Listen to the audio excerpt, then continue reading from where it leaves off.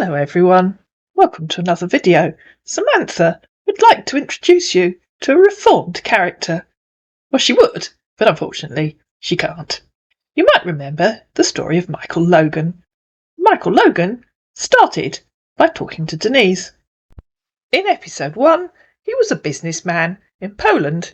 It wasn't hard to catch him out. He really wasn't very good as a scammer. And of course, at the end of the first episode, he promised Denise that he wasn't going to continue scamming. Then came episode 2, where he was talking to Annie and to a fellow scam baiter. By then, he was in the army in Afghanistan. And also, towards the end of that video, he'd become a Bitcoin trader. But then, along came episode 3.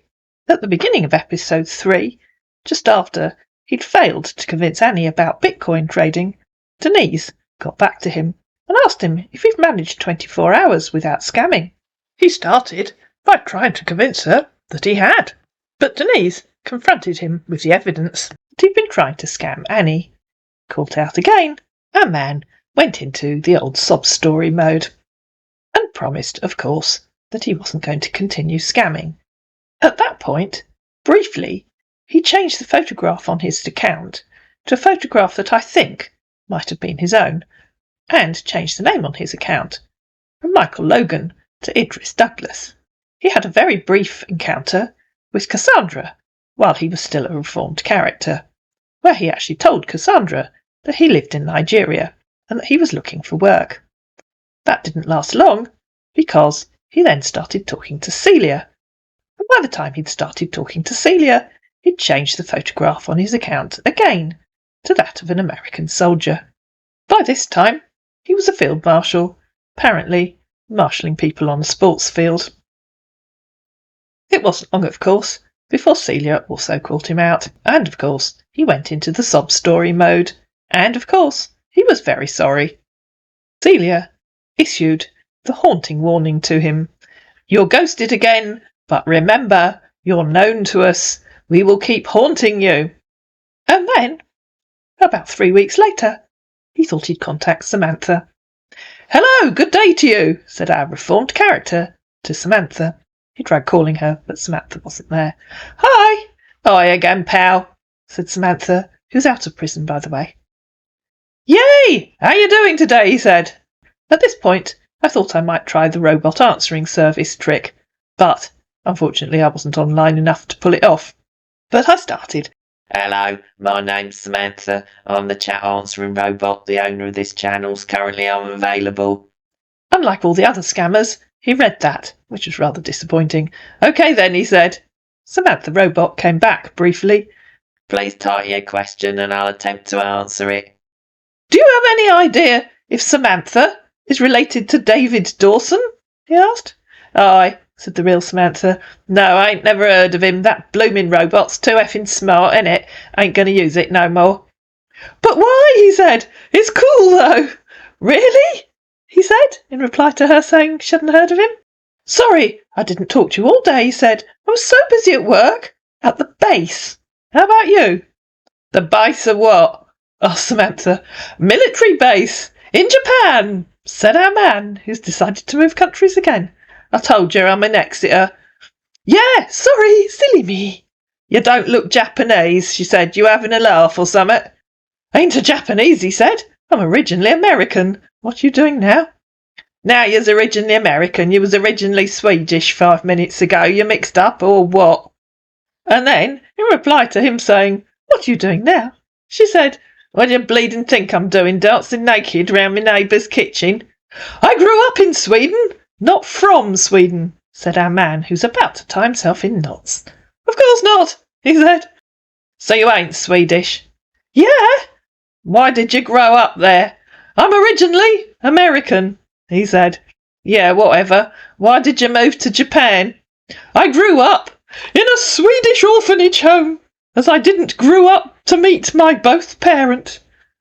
"So America's sending its orphans to Sweden now, is it? Wanted to get rid of you, did they?" "Okay, still on deployment," he said, in reply to her asking why he'd moved to Japan. "Nope, that's where my parents were," he said. "I grew up there." You said you was from America. You ain't making sense, pal. Try something more believable. I ain't stupid, you know. Hey! Listen carefully, he said, as the scammers often do.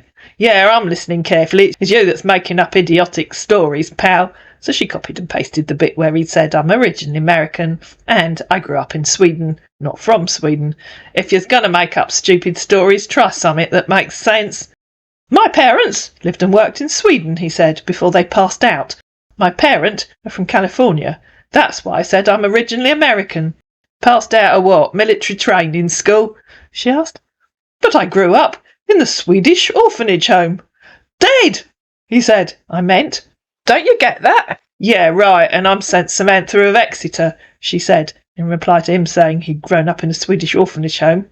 And in reply to him saying, don't you get that? She said, no, you idiot. Passed out don't mean dead, do it? It means you fainted or you was drunk. You was took away 'cause they was alcoholics. OK then, don't pull my legs, please, he tried. I ain't pulling your legs, pal. It's you that's telling fairy stories, isn't it? I don't drink. More smoke. OK, he said, in reply to her saying it means you fainted or you was drunk. And in reply to her saying he was telling fairy stories, he sent 3 question marks. I have no idea what you're talking about, pal, but whatever, she said, in reply to him saying he didn't drink. Fairy stories means just making up rubbish. What do you mean by this? He asked. It means just telling an old pack of lies, pal. I just got out of prison, pal. I got that, he said. I know a lying idiot when I meet one, don't I? Whoa, he said. Hey, you're pulling my legs again? What you looking for, a money mule? Might help you if the percentage is right. You ain't no more a soldier than I'm the Pope, is you? LOL, he said. Well, the offer's there, matey. If you want a mule, I might help you. I got a Bitcoin wallet and all. Nosy bleeding prison wardens never got their hands on that, did they? You know, you asked me if I'm related to David Dawson. Sure, he said. Do you know Michael Logan? Are you related to him? Yeah, he said. Nope. You know him, but you ain't related. Yeah, he said. You ain't the same person, then. Can I call you, he asked. No, you can't. OK. But you've been caught with your pants round your ankles again, pal. Yeah. You was told we know who yous is, and we was gonna haunt you. Yeah, I need help, that's all. We've invaded the internet. Ain't no escape. Sure. Stop with the childish sob stories. I'm not lying this time. Swear to God, said our man, just repeating what he'd said in previous videos. With my life, I lie not, said our pathological liar. Your life ain't worth much to you, is it then? 'Cause you wouldn't know how to stop lying if your life depended on it. My life worth more to me, he said. No, it ain't, said Samantha, 'cause she's a pathological, pathetic liar. I agree, and you're going to carry on lying. Don't say that. And remember, we's everywhere. We know who you are, and we've invaded the internet. I need a solution, not all this jerks talks, he said. It's the truth, pal. You know it is. You're a low-down, lying, waste of oxygen and a thief. Please, don't call me a thief. If you were in my shoes, you'd do the same. You is a thief. What else would you call lying, cheating and stealing? Yes, you would, he said, in uppercase letters. And then, a thief. No, pal, I work hard, she said. I clean to earn money. I ain't a scamming bastard what thinks money comes easy. But at this point, it doesn't calls for all those harsh words, he says. I do hard manual labour 'cause I ain't good at nothing else. I don't lie, cheat, steal, thieve, scam and then lie some more, said the person who's previously told him she'd just come out of prison. Oh yeah, what you looking for? Praise, she said, in reply to him saying it doesn't call for all those harsh words. You really is an idiot, ain't you? Fine, you got a good job that earns you maybe more cash, isn't it? I am, he said, in reply to her saying he really was an idiot. Yeah, I got a job. It's hard work. It ain't easy and the pay's rubbish, but it's work. Something you idiot scammer boys have no idea about. But I wouldn't just come lying in order to live, he said. You just think you should get a lot of money for doing nothing, don't you? No. I've had enough of you. Go and scam someone else. But you're too thick for that. At least I hope you is. Of course. I'm working with the Indomie company. The pay isn't good, he said. If I got a good job, then why on earth should I be here? You ain't working for no one, is ya? Of course I am, he said. Yeah, that's what all you scammers think, innit? You should have a good job when you can barely string a sentence together. The rest of the world studies so that you can learn. That's how you get a better job, pal. I ain't learned. That's why I'm a cleaner. The pay's awful, but I ain't scamming people and then pretending I ain't got no other option. Okay, fine. I'm sorry. And I'm mad. And trying to make people sorry for me. I am, he said. That's all your scammers can do, innit? Pretend to be sorry and then turn on the childish sob stories and try to make people feel sorry for us, so you can beg instead of scam. You ain't even got no dignity, has ya? You're just a street beggar, ain't ya?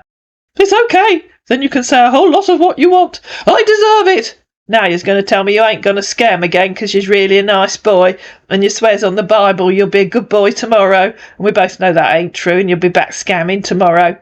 He tried calling her. Go away, said Samantha. I ain't interested in talking to your pal. Goodbye.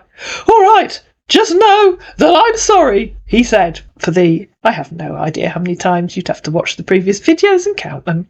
Really, really sorry. Bye. But remember, we's everywhere. We know who you are. We've took over the internet, said Samantha, because Persephone was also talking to him. Doesn't matter, he said. No, you ain't, she said, in reply to him saying he was sorry. See, you can't stop lying, even if your life depends on it. Goodbye. Ain't scamming any more, he said. We'll see. We know who you are, she said. It's okay then. What else do you got to say to me? Don't you have a job for me too? Probably a cleaning job. I can cook, clean and run errands. You got a UK visa then, have you? Asked Samantha. Honestly, I don't have it, he said. Good morning. Good morning. Then you can't come here, can you? I'll get a job and probably save up for my UK visa. I really need to work there. I ain't got no idea what the rules is for coming here to work. You know what? We got lots of fruit and veg farms. There's always looking for labour. And you get accommodation, grotty shared caravans, but at least you got somewhere to live. Yes, I can till the soil, he said. I can even work on a farmland yet to be planted on. I'm a strong guy and I'm capable. Unfortunately, I don't think his brain is capable, as you'll find out as we go through this in the next episode. Here you go, pal, she said, sending him a link to the page on the UK government website about seasonal workers' visas. Them's desperate, because when we left the EU, all them Eastern European workers had to go home. But I don't have the money yet to apply for the visa, he said. Oh yeah, will they approve a visa for me? Then I'll have to work, and probably they get their money from it gradually. I ain't got no idea, pal, said Samantha. Go find an embassy in Lagos and ask 'em. I'm sure it won't be possible, he said. I can't even get a loan. Don't know how to get about it. I need that job. But please, is it an hourly paid? I can work for at least 13 hours. 6 a.m. to 6 p.m. You know, scammer mathematics at its finest. How the bleeding hell would I know? Get off of your backside, pal, and use the internet, or contact the embassy and ask 'em. I ain't doing your work for you. If you're too pathetic to do your own research, then you're too pathetic to get a job overseas. You've got to use your own brains and your own initiative, ain't you? Yeah, he said, copying and pasting a bit from the UK government website, where it says you'll need a certificate of sponsorship. Certificate of sponsorship, he said. That means I need a sponsor before I can apply. That ain't a temporary worker's visa, is it? You'd need to get a job, you know. Do some research, pal. Find a farm what's hiring workers. I ain't your fixer. I'm sorry, he said. I didn't mean you're my fixer. Well, I ain't, she said. If you're serious, you've got to get out there, ask around, do your research online. You got Google. Try asking it to find you a farm in the UK what's hiring seasonal workers. He copied a few more things. A valid passport. I've got this, he added. A blank page in your passport for your visa. And I understand this, he said. The bit about sponsorship reference number. Just this. Here you go to start yours off, she said, having Googled for seasonal work on farms and coming up with one. There's bleeding hundreds of them. OK, thanks. Let me go through them right away. It ain't just the UK what needs seasonal workers. What about Canada, USA, France, Germany? She asked. Do your research and stop asking me. Good luck, pal. I'm done now. I've submitted the feedback form, he said. I just got a response that they will review and get back to me, he said. sending the automatic reply from the link that she'd sent him. "Sorry to disturb you," he said. "Have you gone through this?" "Why should I do that?" said Samantha. "It's you that's looking for work, pal. If you need your mummy to help you ain't no good as a worker." "Yes, but you have to help me to make it a reality. Please." "No, pal," said Samantha. "You have to do it. Grow up, man up, and put your big boy pants on. Stop being such a sponging moaner." "Of course I will, but I got no one to lean on," he said. "Please." "And if you don't, I ain't interested in talking to you no more." "Please, for God's sake, please," said our pathetic whinging child. "Oh, stop with the pathetic childish moaning," said Samantha. "OK, please." "You're making yourself sound like a childish idiot." "I accept. Please." "Go away, I've had enough of you. Goodbye, sort your own life out, pal," said Samantha. How will I start?" "By growing up, stop being a pathetic coward, getting off your lazy ass and using your initiative," she said. "If you ain't got the balls to take control of your own life, I ain't doing it for you. You're pathetic, ain't you? Can't imagine that fruit farmer'd want you as whining like a baby. How do I pick strawberries? How do I cut a lettuce? Can you wipe me arse for me? Can you brush me hair for me? Blimey, does your mummy still cup up your dinner for you and get yous dressed in the morning? I'm done with yous." "None of this. OK," he said. "I can work in the garden. Why humiliating me? I've applied today for about 5 more vacants. Here it is," he said, sending her a screenshot. And you'll see that screenshot again in episode 5 when he's talking to Persephone. Because at this point, our man disappeared from Samantha's life. I was going to put the beginning of episode 5 at the end of this one, because this is only short, but I decided against it. Episode 5 is much longer. I hope you enjoyed this episode. If you did, please like it, please share it, please comment down below, please subscribe to my channel, and I'll see you again in Michael Logan / Idris Douglas, episode 5. And if anyone from Haygrove Farms watches this, please give this man a job. He needs it. He really needs it, and it really might help him grow up and become a man.